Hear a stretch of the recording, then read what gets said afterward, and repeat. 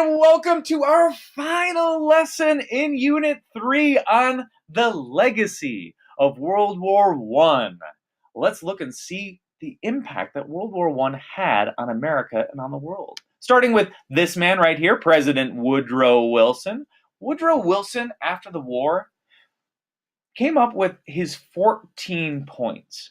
Wilson's 14 points highlighted his peacetime goals, the world that he wanted to exist after World War I, had 14 points. This plan tried to resolve many of the causes of World War I, including the idea that nations needed to have smaller militaries, that we needed to get rid of secret treaties. All treaties between nations should be public. The idea that if I attack France, Russia is going to attack me, and I don't know that in advance, leads to people more likely to attack France. But if you know that Russia will get involved, we're less likely to have war. Less war is good for everybody. And he also argued for free trade. Let's get rid of colonies. Let's just let everybody trade with everybody else for free.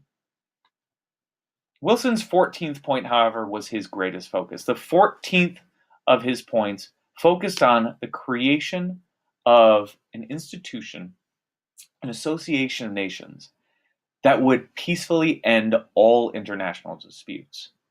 Through this association of nations, we could debate and discuss instead of blow each other up. He called this organization the League of Nations. And through the League of Nations, we would have world peace. Nice idea, Woodrow. Wonder how that'll work out. Problem here is allies aren't fully on board with all this stuff. Wilson wanted, as one of his points, a peace without victory. He said that punishing other nations in war is just a reason for the next war. That we need to make sure that once our enemies are defeated, we help them stand up, we help them recover so they can rejoin the community of nations as friends. But boy, oh boy, did France not agree with this. Oh my, France had been the scene of all the fighting in World War I. France was beat up, it was torn up, it was in bad shape. And they weren't going to let Germany get away with that. And Britain was very sympathetic to French at that time. So the British and the French were strongly opposed to the idea of peace without victory. They wanted to punish Germany. And so we have the Treaty of Versailles. The Treaty of Versailles ends the war. And the Central Powers were punished. Two of the three main Central Powers, the Austrian-Hungarian Empire and the Ottoman Empires, don't exist anymore because of the Treaty of Versailles. They are completely dismantled. There is no Austrian-Hungarian Empire anymore. There is no Ottoman Empire anymore. The Ottomans have been around for like 1,000 years. Now they're gone. They don't exist in the world anymore.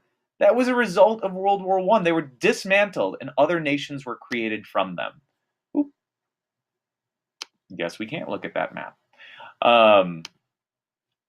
Wilson's plan for peace without victory really did not gain support. But the Allies liked the idea of a League of Nations. This they could fully support. The League of Nations would help solve their future problems. They wouldn't have another devastating world war. Let's get on board with that. But in one of the twists of historical fate, the United States came up with this idea. But the United States, the Senate, has to approve it. Wilson doesn't get to do this by himself. And the U.S. Senate rejected the idea. They did not want to have any other power dictate to the United States what they should do. Said, look, we're now a major world power. We just went into Europe and beat up on Germany. Yeah, us. We're strong. We don't want anybody telling us that we can't use our strength. The League of Nations does get formed, but the United States never joins it. And that link's no good either. So Americans were too concerned about the rest of the nations tying up our hands, tying up our strength. We wouldn't be able to act. And so we never joined. League of Nations is later referred to as like a table with three legs. A table with 3 legs instead of 4, it will stand right up until the point somebody puts weight on it. But as soon as you put weight on it, it's going to collapse. And that was the League of Nations.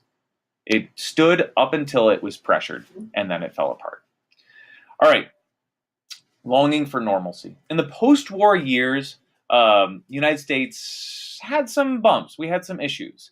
Labor strikes were arising, causing a lot of problems. There was a fear of the rise of socialism and communism. We saw it happen in Russia. Oh my gosh. All of the private property was taken away. America's wealthy people are freaking out. You're going to take away my wealth for this idea of communism? Not here. No, sir. Not in America. So we are more concerned with the rise of communism than in stopping the next World War. This was called the Red Scare. The fear of communists was called the Red Scare, as the communists were referred to as the Reds. This goes into Russian history with the Red Army and the White Army. The Red Army were the communists. They were red, communism, red, Red Scare, Reds. The U.S. government responds to this with something called the Palmer Raids. Palmer was the Attorney General of the United States, and he conducted a number of raids to break up suspected radicals, particularly communists. Remember the whole First Amendment thing, that we have freedom of speech, freedom of association. In America, we're supposed to be allowed to be a communist if you want to be a communist. Yeah, Palmer kind of ignores that. And over 6,000 people are thrown into jail. Although no evidence of treason was ever discovered, the communists were just acting in a peaceful way to make America communist, but Palmer didn't like it. We also have racial tensions increasing. In northern cities, white men return home and find that African Americans have been hired to do their job. They were angry. They wanted their job back. And we started to have a lot of racial violence in American cities. A lot of black on white violence in the North over the issue of jobs. We also have hypocrisy at home. African Americans, man, they just get a bad deal in American history. They're really upset to see violent racism in the North. They had just fled the South at the encouragement of Northern businesses. They said, leave the South, leave that violent racism and come up to the North and get a good factory job. And now we have violent racism in the North. That is not nice. And also we have African-American soldiers returning from war in Europe. In Europe, they had fought to keep the world free. And while there, they had realized that, racism like it exists in the United States doesn't exist everywhere. France was way less racist. And they just spent a couple of years over in France fighting for American interests, got used to a society that didn't look down on them because of the color of their skin, and then they come back to America, to northern violent racism, and things just explode. And we have race riots throughout northern cities. So America is very unstable after World War I. The Treaty of Versailles, the League of Nations were both seen as failures. The Red Scare, race riots, are leaving people wishing for simpler times. They wish they could just turn back the clock. And Warren G. Harding, with a populist note here, wins the presidential election of 1920 by promising a return to normalcy, by promising to not get involved in foreign relations, to try to set America back to where we were in the late 1800s, focus on business, and just let the world do whatever else the world wants to do. And America has come to be a major world power, and now with Warren G. Harding is promising not to use that power anymore. We're going to step back. All right, that was our lesson today on the legacy of World War I and our unit on the rise of American military might and our status as a world power. I hope you learned something and enjoyed this series of lessons, and I'll see you next time. Farewell.